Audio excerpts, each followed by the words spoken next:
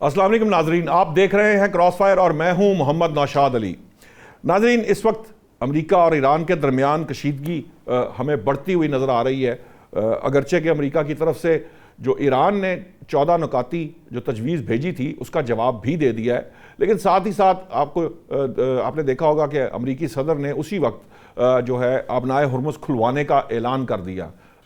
जो प्ली ली उन्होंने वो ये थी कि बाज़ ऐसे दोस्त ममालिक या ममालिक जो कि इस जंग का या इस शोरश का हिस्सा नहीं हैं, उन्होंने उनसे रिक्वेस्ट की है कि उनके जहाज़ जो है जो सैकड़ों की तादाद में वहाँ मौजूद हैं, उनको जो है वहाँ से निकलवाया जाए जो ईरान और आबनाए हुर्मुज़ के दरमियान फंसे हुए हैं। अब मामला ये है कि आज का टाइम दिया गया था, उसका इतलाक़ शुरू हो चुका है।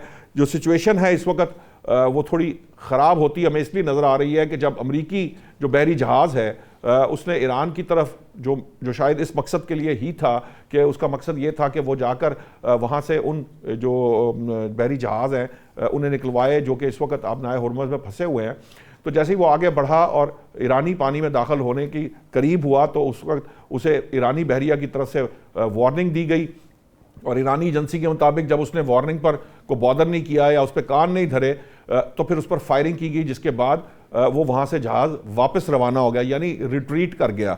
अब मामला ये है कि अमेरिका ये समझता है कि वो आबनाए हुर्मुज़ खुलवा सकता है, उसके पास ये ताकत है, अगरचे कि ये बात समझ से बालातर है कि अगर आज मिलिटरली वो आबनाए हुर्मुज़ खुलवा सकता है तो पहले उसने ऐसा क्यों नहीं किया, ये वो सवाल है जिसका जवाब हम जानना चाहेंगे। और दूसरी बात यह है कि जब एक साइड पर एक दूसरे की तजावीज़ पर अमल किया जा रहा है, यानी एक दूसरे को शेयर की जा रही हैं, उन पर फीडबैक दिया जा रहा है, उस पर बात की जा रही है, मुज़ाकरात किए जा रहे हैं, तो क्या ज़रूरत है ऐसे वक्त के अंदर, क्या ये कोई प्रेशर टैक्टिक्स है जिसके ज़रिए आप कोई मुसल्लह जिसे कह लें कोई तसादुम की तरफ जाने की कोशिश कर रहे हैं, चाहे वो अमेरिका हो या ईरान हो, क्योंकि ईरान बहुत सख्ती से ये बात कह रहा है कि जो आबनाए हुर्मुज़ है वो उसकी शारग है और उसका कंट्रोल वो किसी के हाथ में नहीं दे सकता और ना वो इसकी इजाज़त देगा।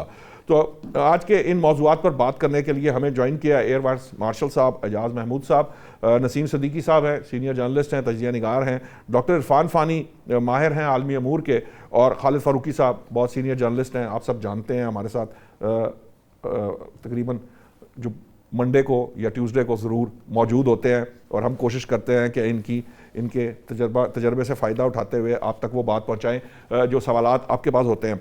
सबसे पहले मैं एयर वाइस मार्शल साहब आपसे बात का आगाज़ इसलिए करना चाहता हूँ कि इसके अंदर एक मिलिट्री का जो एस्पेक्ट है वो डेवलप हुआ है। जब ट्रंप साहब ये कहते हैं कि मैं आबनाए हुर्मुज़ खुलवाऊँगा, सैकड़ों जहाज़ वहाँ फंसे हैं, उन लोगों ने मुझसे अपील की है, मैं वो खुलवाना चाहता हूँ, ईरान किसी सूरत इस आबनाए हुर्मुज़ को खोलने पर तैयार नहीं है।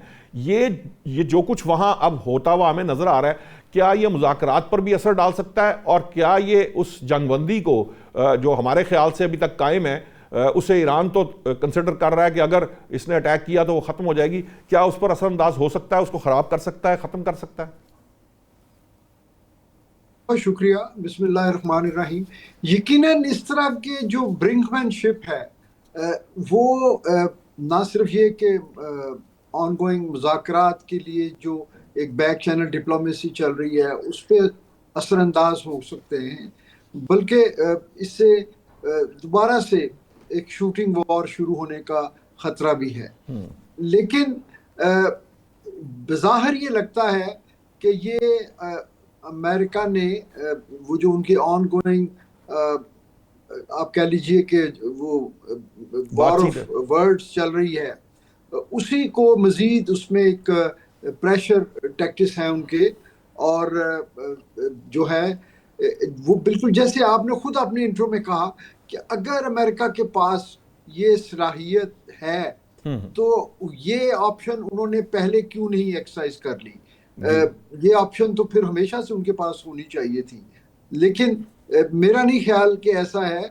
वो ब्लॉकेड के बाहर ब्लॉकेड तो कर सकते हैं जो उन्होंने की हुई है, लेकिन ईरान जो एडवांटेज रखता है नेचुरल और ज्योग्राफिकल वहाँ पे अपनी पोजीशनिंग की, और जिस तरीके से उन्होंने वहाँ पर माइनिंग जो है माइंस बिछाई हुई है और वहाँ पर फिर उनके पास अपनी जो प्रेशर्स हैं या अपनी एम्प्लॉयमेंट है उसको रियल टाइम में वो री इन्फोर्स भी कर सकते हैं, क्योंकि जाहिर है वो उनका बॉर्डर एरिया है। तो अमेरिका के पास अगरचे बहुत सारे नेवल एसेट्स हैं, लेकिन वो इसेंशियली वो सारे एसेट्स फोर्स प्रोजेक्शन के लिए ज़्यादा हैं, या ब्लू वाटर नेवी के लिए वो बड़े अच्छी उनकी ऑप्टिक्स हैं, लेकिन ऐसी महदूद जगह पे लड़ने के लिए शायद उनके पास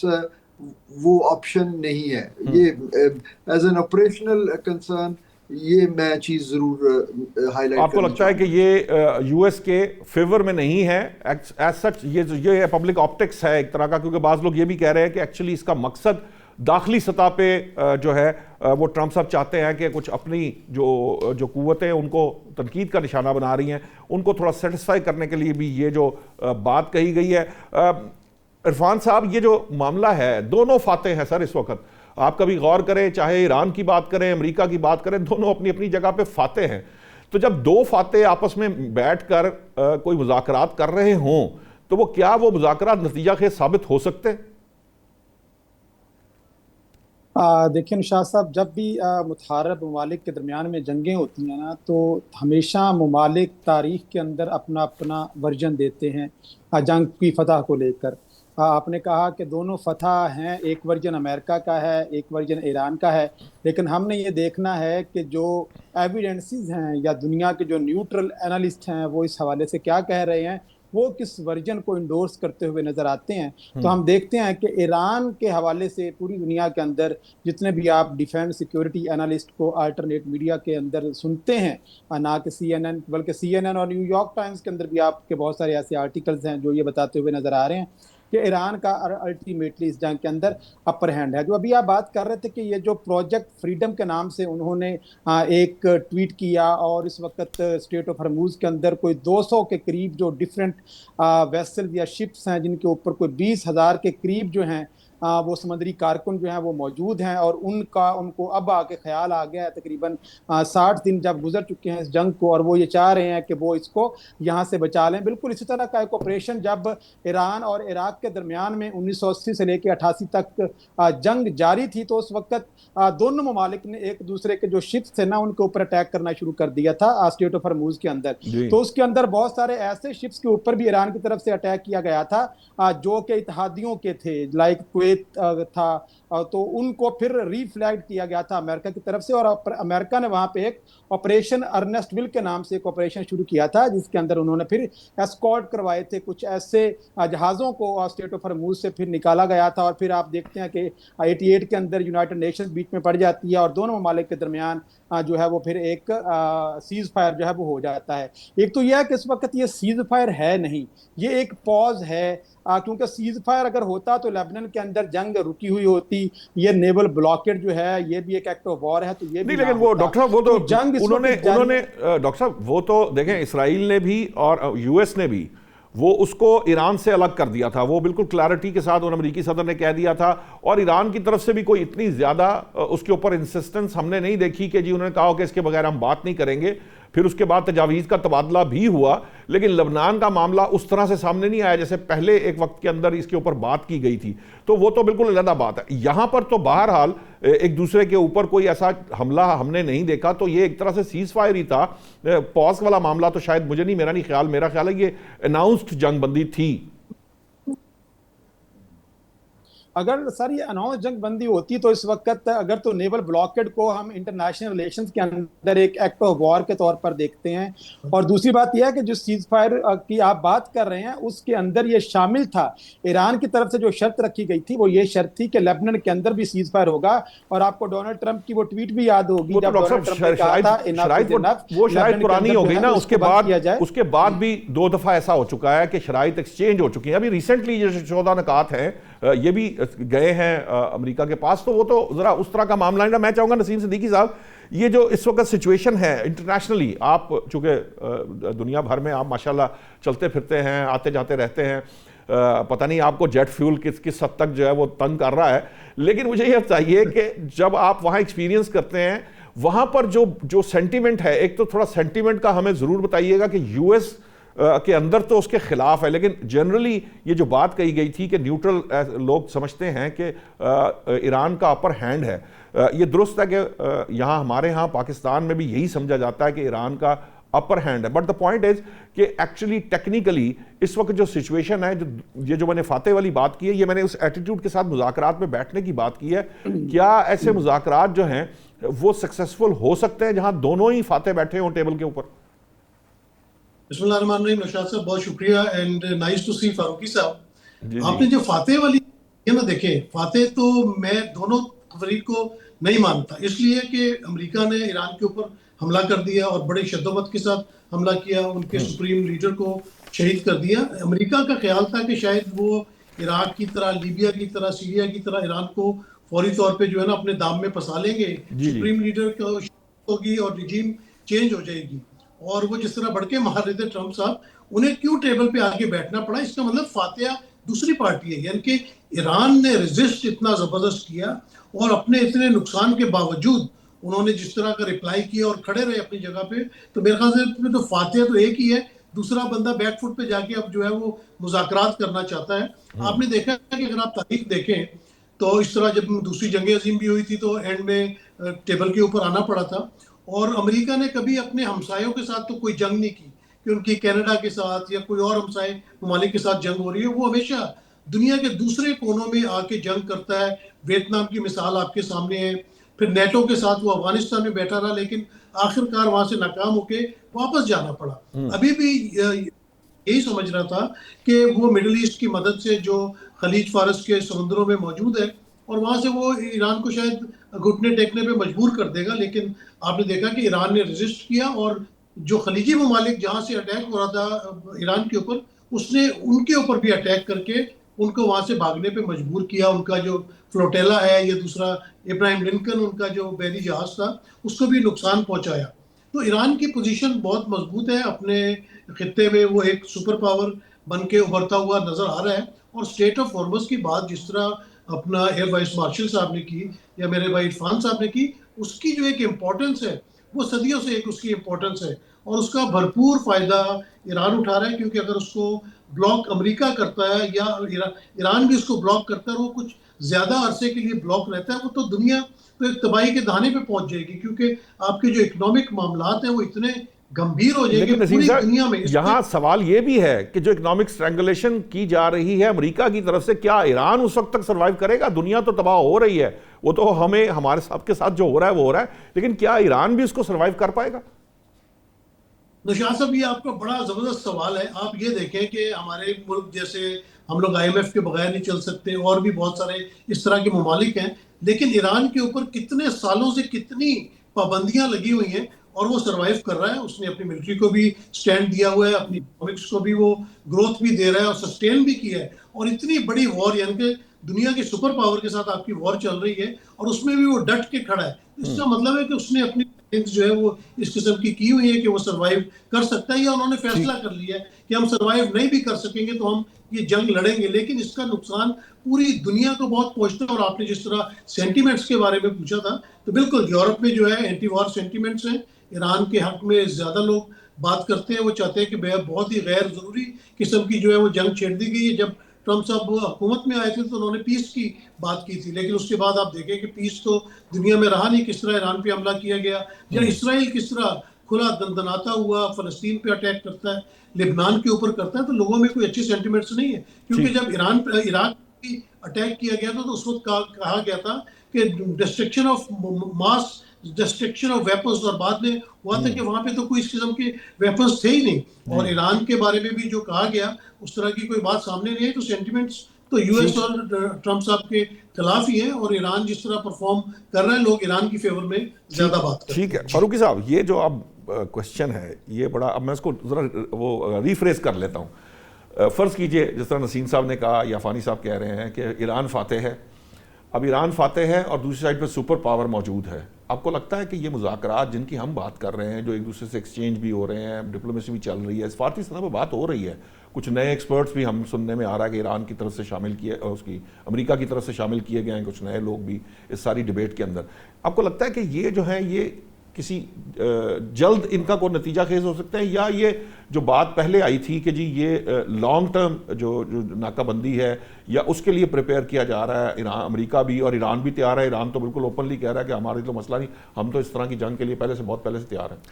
नौशाद साहब देखिए, मसला ये है कि हम सब जानते हैं, पूरी दुनिया जानती है कि अमेरिका जहाँ पे मुदाखलत करता है वो अपने मुफादात के लिए करता है, अपनी बालादस्ती के लिए करता है। इसराइल की हमायत के लिए आया तो हम सब के जज्बात इस बात में अमेरिका के ख़िलाफ़ हैं, और हम समझते हैं कि इसराइल जो कुछ जुल्म सितम करता है रीजन में वो उससे बुरी रियासत का कोई ढांचा है ही नहीं, बर्बरियत जो करते हैं वो।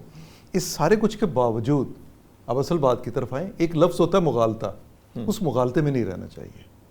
जब आप उस मुगालते में चले जाते हैं तो इसका मतलब है आप खुद फरेबी के एक प्रोसेस में होते हैं। अभी ये जंग जारी है, इस जंग ने अभी कोई अंजाम नहीं देखा, इसमें किसी को फातेह करार दे देना, इवन अमेरिका को भी फातेह करार दे देना मेरे ख्याल में एक मुश्किल सी बात होगी कहनी। और जहाँ तक ईरान को फातेह करार देने वाली बात है, अगर ईरान फातेह है तो ईरान को ऐलान कर देना चाहिए कि उसका कोई मुतालबा नहीं, उसके कोई मुज़ाकरात नहीं, और वो आइंदा कभी अमेरिका से नहीं मिलेगा। समझे ना मेरी बात को? तो आप ईरान ऐलान कर दे, अपनी फतह का ऐलान करके मुज़ाकरात ख़त्म कर दे, अमेरिका को कहे तुमने जो करना करते रहो, यहाँ बैठे रहो, हम बात नहीं करेंगे। मसला ये है कि हक़ाइक़ इससे बहुत हद तक मुख्तलिफ भी हैं।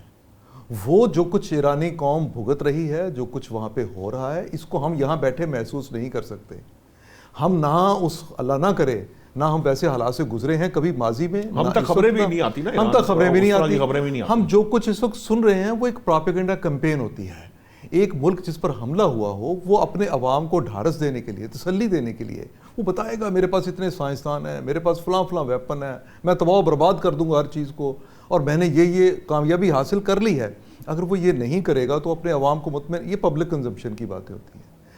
जो हम बात करते हैं ना कि अमेरिका यूरोप में सारी दुनिया अमेरिका के ख़िलाफ़ है, कहाँ ख़िलाफ़, मुझे ये बताइए। ये मैं एक मुगालते का लफ्ज़ जहाँ से असल में कहना चाह रहा हूँ वो ये सिर्फ ये समझिए कि अगर पब्लिक निकलती है, पब्लिक ओपिनियन और चीज़ है, रियासतों की सरकारी मौक़िफ़ क्या है। आप मुझे बताइए यूरोप में कौन सा मुल्क ऐसा है जो ईरान के न्यूक्लियर प्रोग्राम को जारी रखने के हक़ में है या उसको कहता है कि इसको एनरिचमेंट करने दें। कौन सा मुल्क ऐसा है जो कहता है आपने हुर्मुज़ पर ईरान का कब्ज़ा जायज़ है, मुझे बताइए ना। कौन सा मुल्क है जो कहता है कि जी प्रॉक्सीज बनाई ठीक बनाई, क्यों ना बनाता, अमेरिका नहीं बनाता। कौन सा, कोई मुझे कोई मिसाल ऐसी दे ना जिसमें पता चले कि इस हुकूमत ने ये मौक़िफ़ इख्तियार किया है। सूरत हाल ये कि रियासती सतह पर पूरा यूरोप अमेरिका के साथ खड़ा है, और वहाँ पे जो मुखालफत में आवाज़ें उठती हैं वो वहाँ पे मौका देते हैं लोगों को ये ओपिनियन भी बनाने का। ठीक है, अगर नहीं बनाएंगे तो फिर गड़बड़ होती है। सो ये मैं सारा नाइंसाफ़ी पर मबनी एक निज़ाम जो है, ताकत पर मबनी जो एक जबर का निज़ाम है, मैं उसकी बात कर रहा हूँ, उसको इतनी सपोर्ट हासिल है। ये जो ट्रंप का मामला है, ट्रंप ने एक इबहाम पैदा किया हुआ है। वो इबहाम ये है कि अभी हमें नहीं पता कि ये मुज़ाकरात होने हैं कि जंग होनी है। सारा जो मिलिट्री बिल्डअप हो रहा है इसराइल के अंदर, यूएई के अंदर, दूसरे मुल्क खित्तों में जो वहाँ पे भिजवाए जा रहे हैं, इसका मतलब ये नहीं है कि वो वापस चले जाएंगे। जॉन बोल्टन जो नेशनल सिक्योरिटी एडवाइज़र और ट्रंप का बड़ा क्रिटिसाइज ट्रंप को करता है, उसने कल ही कहा है कि अमेरिका हर सूरत में हमला करने के लिए तैयार हो रहा है। अच्छा, अब क्या चीज़ है जिसको इस ईरान एलानिया नहीं मान सकता।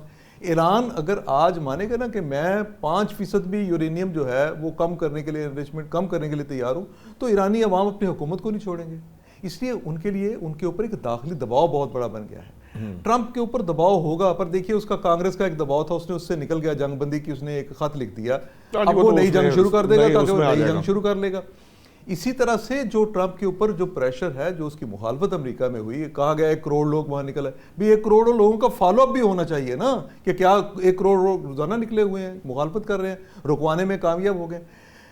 ये जो मुफादात है ना अमेरिका के, ये जो मुकासद है अमेरिका के, उन्होंने उसको अभी उसका पीछा नहीं छोड़ा। ये अगर मुज़ाकरात हो जाए, कुछ चीज़ें आगे बढ़ रही हैं, अल्लाह करे वो कामयाबी की तरफ चले जाए और ये खित्ता जंग से निकले, लेकिन ना तो अमेरिका ना ही इसराइल इस जंग को ख़त्म नहीं करेंगे तब तक जब तक वो ईरान की पूरी न्यूक्लियर पावर जो है उसको ख़त्म नहीं करते या कामयाब नहीं उसमें हो जाते।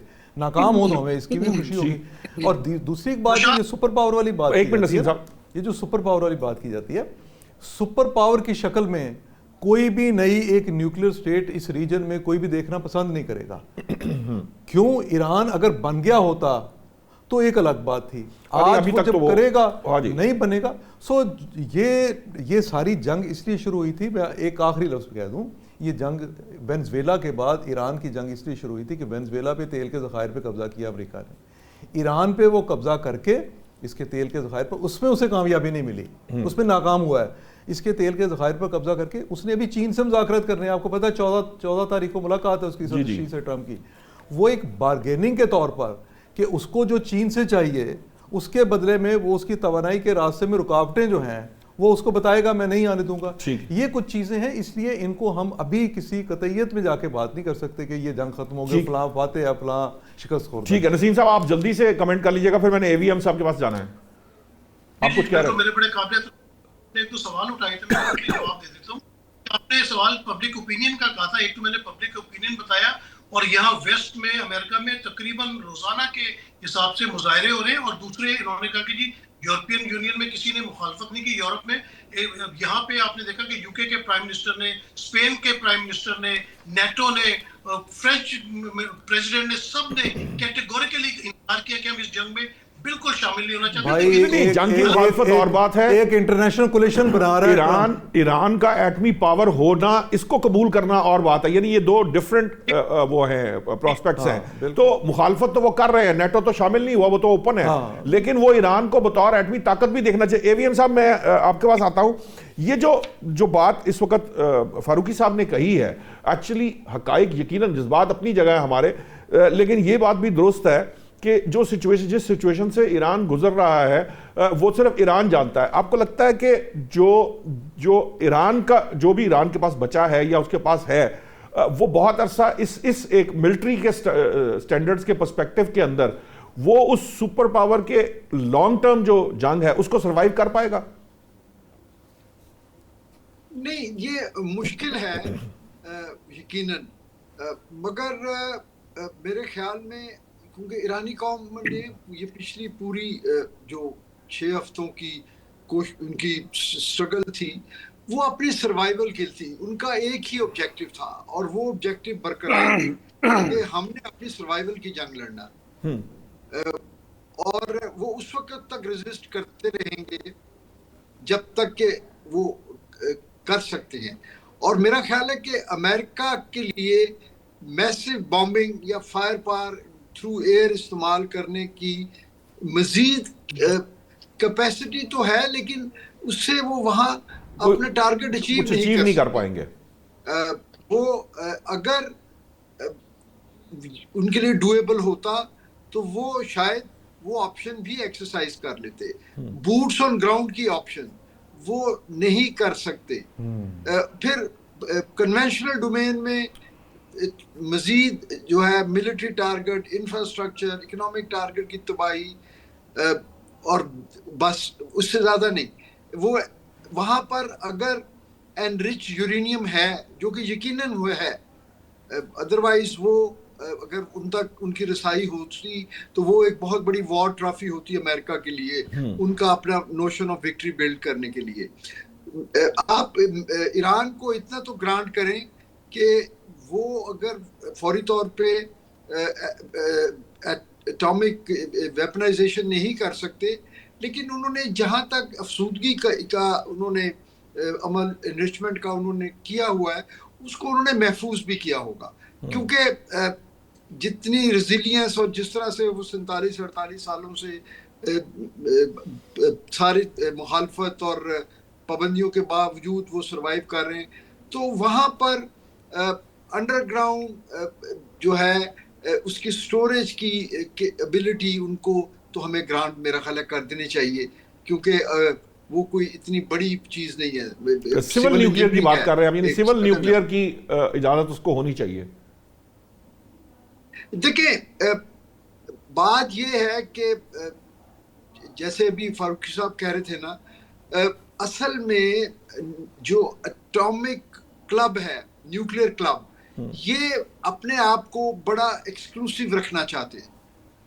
वो एलीट रखना चाहते हैं। देखिए, कोल्ड वार इरा में P5 के पास ही रही, फिर कुछ ऐसे मुल्कों ने उसको डेवलप किया जिन्होंने अनाउंस नहीं किया, और फिर मुसलमान किसी मुल्क के पास जो है ना न्यूक्लियर पावर, वो किसी भी वेस्टर्न कंट्री को कबूल नहीं है।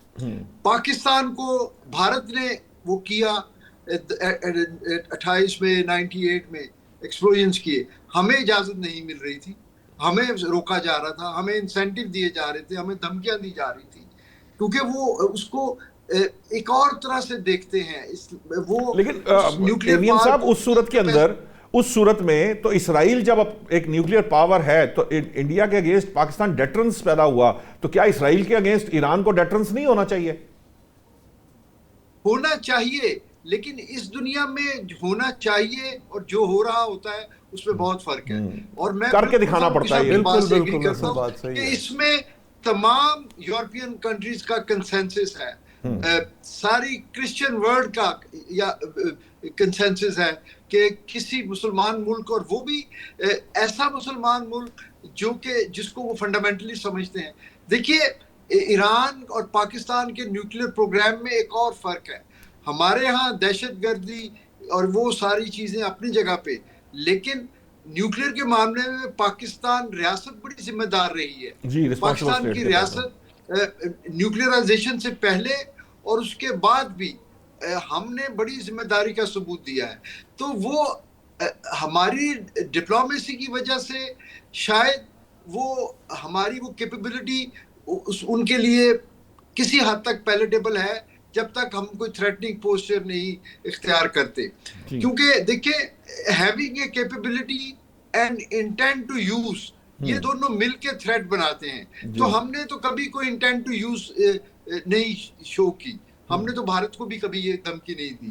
तो जबकि ईरान की हुकूमत इस वक्त मुसलमानों में वाहिद फंडामेंटलिस्ट, मैं किसी नेगेटिव कॉनोटेशन में बात नहीं कर रहा, लेकिन ईरान की हुकूमत एक कम से कम क्लर्जी की हुकूमत, दुनिया यही समझती है, यूरोप ये समझता है, उसका इंप्रेशन यूरोप पे, अमेरिका पे और दूसरे रीजन, और फिर उनकी पोस्चरिंग इस तरह की होती है कि क्योंकि वहां पे ताकत का सरचश्मा जो है वो उनका सुप्रीम लीडर है, तो और उनका निजाम वो है। जो उनका जो स्ट्रक्चर है गवर्नमेंट का या रियासत के पिलर्स का, वो तकवीयत देता है अमेरिकन या यूरोपियन बयानिए को। तो वो वाला न्यूक्लियर पावर तो उनको कबूल ही नहीं है ना।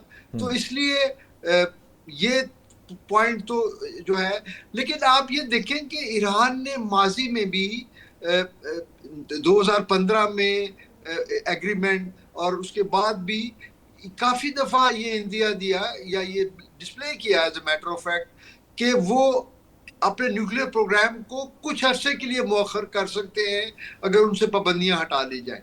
लेकिन इस जंग में शायद वो ईरान की जो फिलॉसफी है वो भी मुतासर हुई है, क्योंकि उनको शिद्दत से ये एहसास हुआ है कि दो चीजों ने उनकी सर्वाइवल को तकवीयत दी है।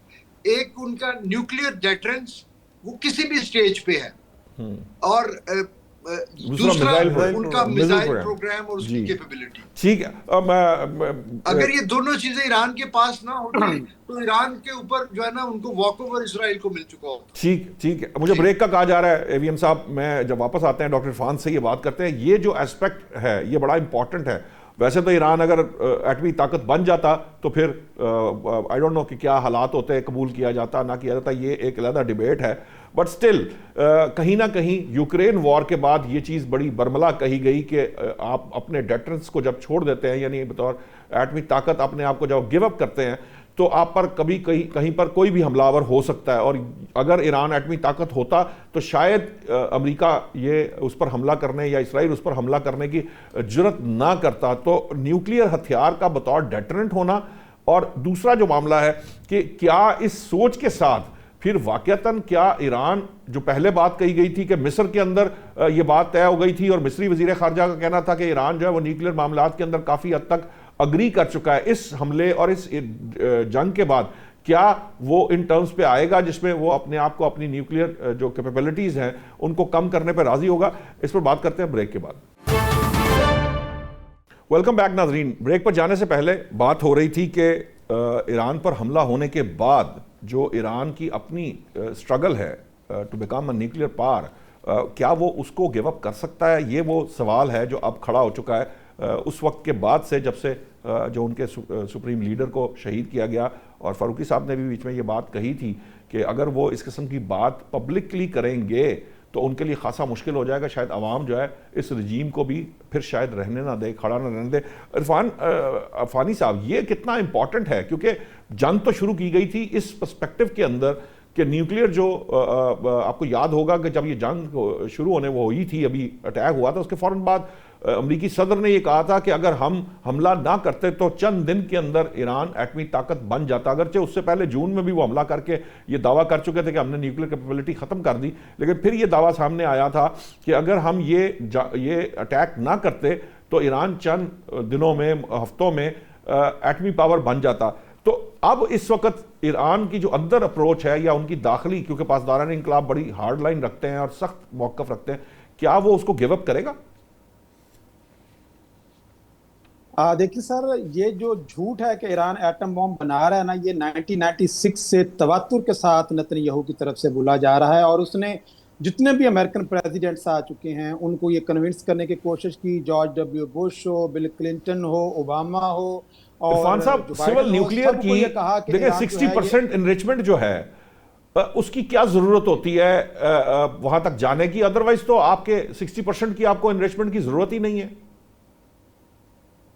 नहीं सर, सवाल ये है कि जब इस खित्ते के अंदर इजराइल जो है वो एटम बॉम्ब बना सकता है और इजराइल ने एनपीटी के ऊपर साइन भी नहीं किए हुए और उसके पास कोई 100 से ज्यादा इस वक्त एटॉमिक बॉम्ब जो है वो मौजूद भी हैं, तो इस सिनारियो के अंदर इजराइल को तो एग्जिस्टेंशियल थ्रेट हो गया ईरान से। चलें ठीक है, आपने तमाम अरब नेशंस को अपना एक गुलाम बना के रखना था, हो गया। सिवाय ईरान के कोई आपके सामने खड़ा नहीं था, लिहाजा आपने ये देखा कि ईरान अपनी सबसे कमजोर तरीन पोजीशन के अंदर है। असाद का रजीम जो है वो कोलैप्स कर चुका है, एक्स ऑफ रेजिस्टेंस को हमने तोड़ फोड़ दिया है, लिहाजा it is the best time कि हम इसके ऊपर आके अटैक कर दे। तो ईरान क्या आपके ऊपर अटैक करने गया था? या मुझे ये बताएं कि कितनी ऐसी जंगें हैं जो अब तक ईरान ने इस खित्ते के अंदर शुरू की हैं? बात यह है कि एक तरफ अगर तो सक्सेस की डेफिनेशन ये है कि मैंने आपको पेन देनी है और पनिश करना है, तो देखना यह है कि आप कितना पनिश कर सकते हैं। तो क्या पनिशमेंट तबाही करना, इंफ्रास्ट्रक्चर को तबाह कर देना, मासूम बच्चों को मार देना, अगर तो जंग में फतह की ये क्राइटेरिया और इंडिकेटर था, ठीक है आप जीत गए हैं, आप कुछ अहदाफ के साथ इस रजीम के अंदर आए थे। बर्डन ऑफ सक्सेस ईरान के ऊपर नहीं है इस जंग में, बर्डन ऑफ सक्सेस इसके ऊपर अमेरिका और इजराइल के दरमियान के ऊपर है। वो ये क्या था कि मैंने रजीम तब्दील करना है, रजीम तब्दील नहीं हुआ।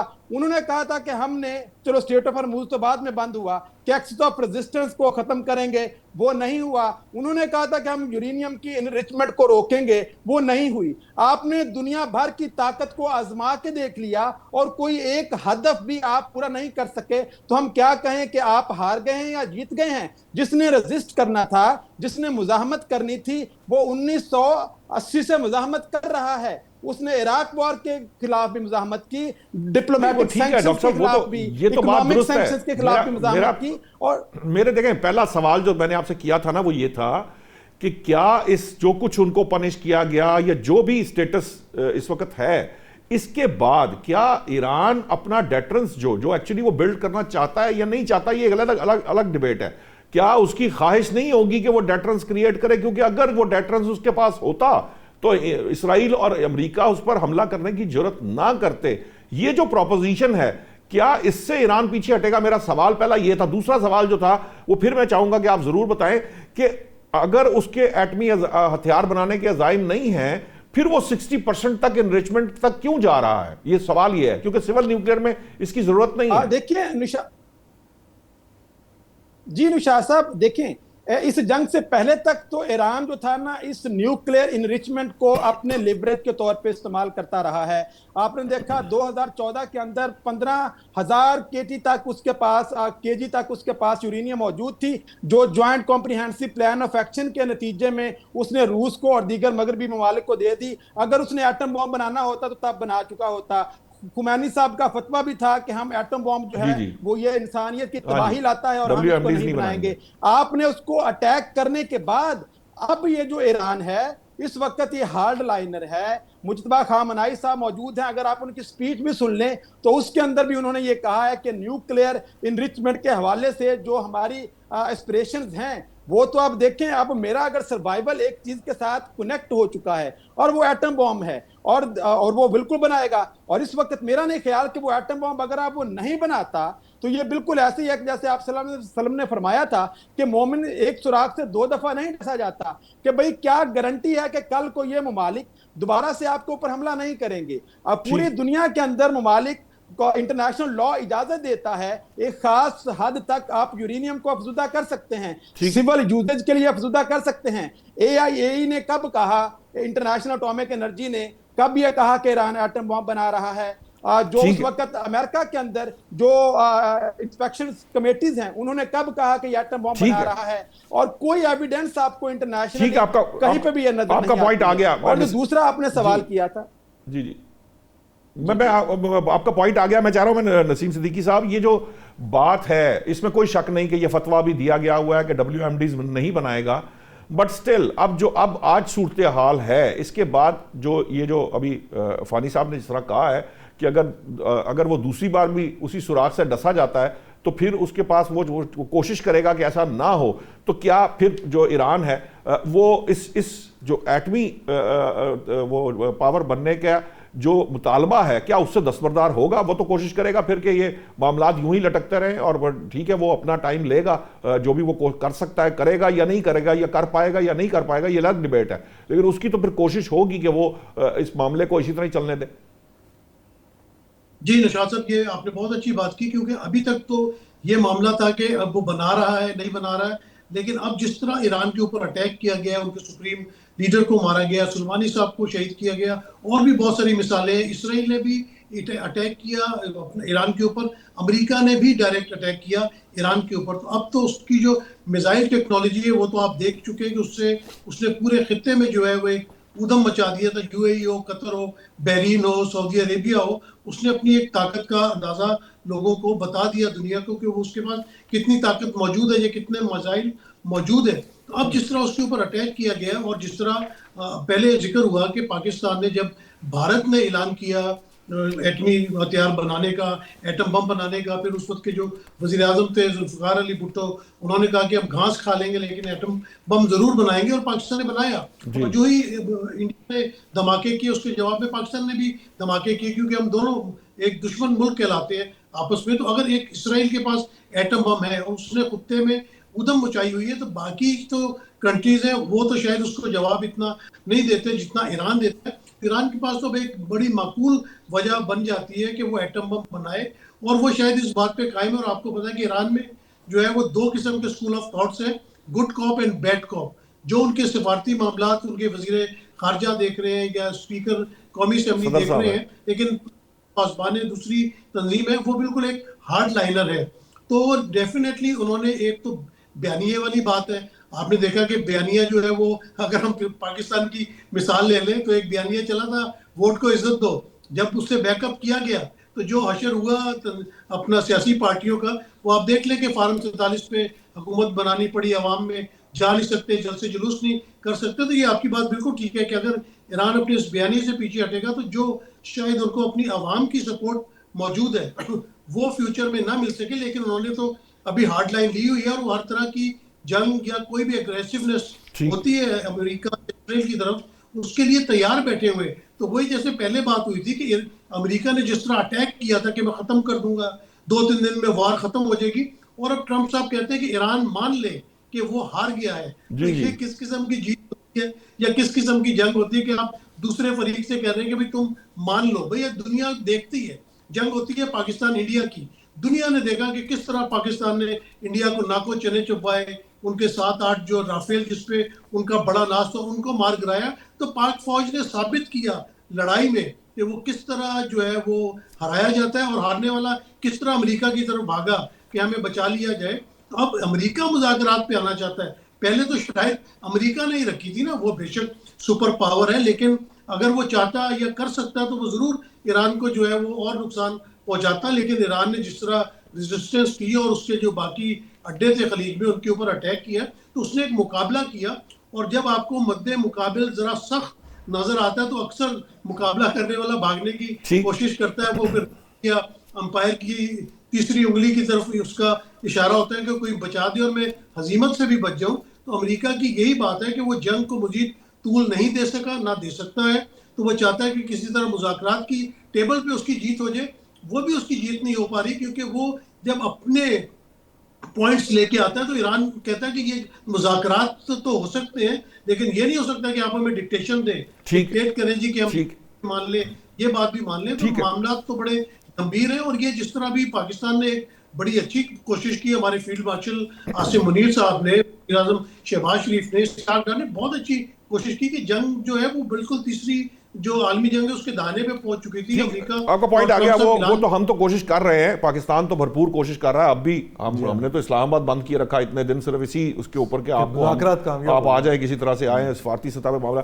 लेकिन अब सवाल बहरहाल अभी भी कहीं ना कहीं इसकी तशनगी मौजूद है। फारूकी साहब, मैं इस गुत्थी को नहीं सुलझा पा रहा, इस सेंस के अंदर नहीं सुलझा पा रहा कि देखिए मुझे जब मालूम है, ये बात हम कह रहे हैं ना कि भाई अगर मैं एटमी पावर होता तो मेरे पे हमला ना होता, ये एक पहला मामला था। दूसरा मामला ये है कि अगरचे के फतवा मौजूद है लेकिन कोई नया फतवा भी आ सकता है, वहाँ रहबर चेंज हो चुके हैं, एक बात। दूसरी बात यह है कि हार्डलाइनर्स जो है वो अपनी जगह पे खड़े रहेंगे, पासदारान इनकलाब हैं या दूसरे जो ये सोच रखते हैं, उनको एक मौका मिल गया एक तरह से कि भाई वो एटमी हथियार की तरफ जाए।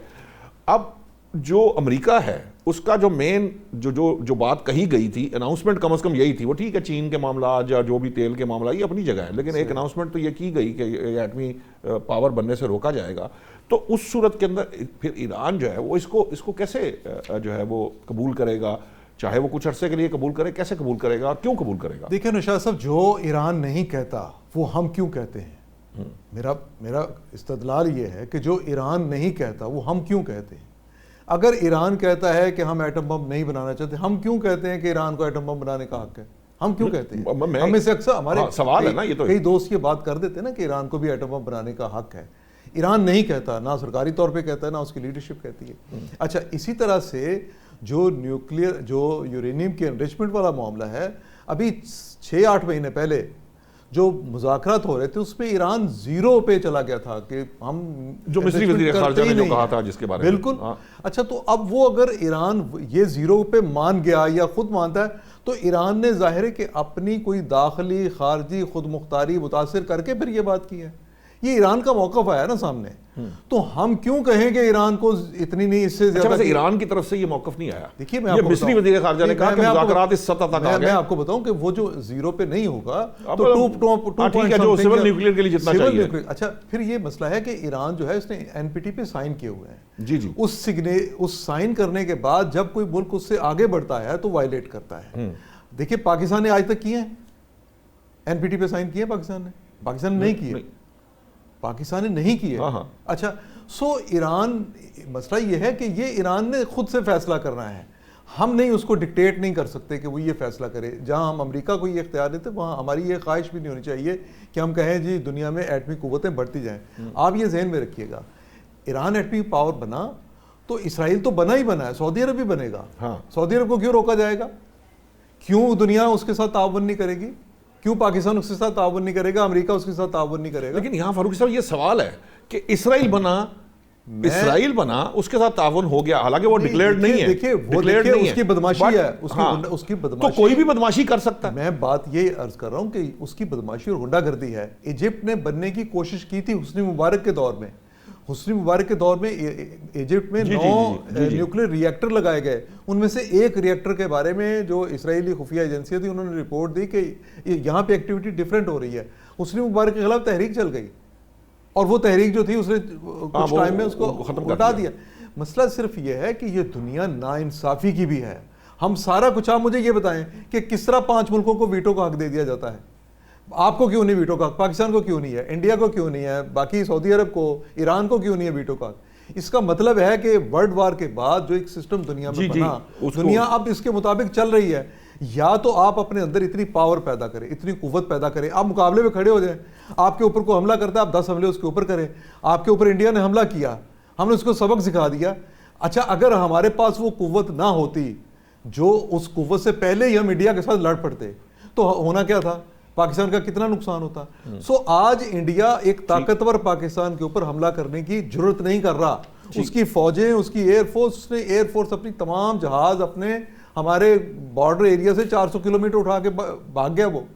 तो अगर पाकिस्तान एक कमजोर मुल्क होता तो वो कर देता दोबारा। मसला ये है कि आप जिन चीजों में आपको तैयारी करनी है वो तैयारी करें।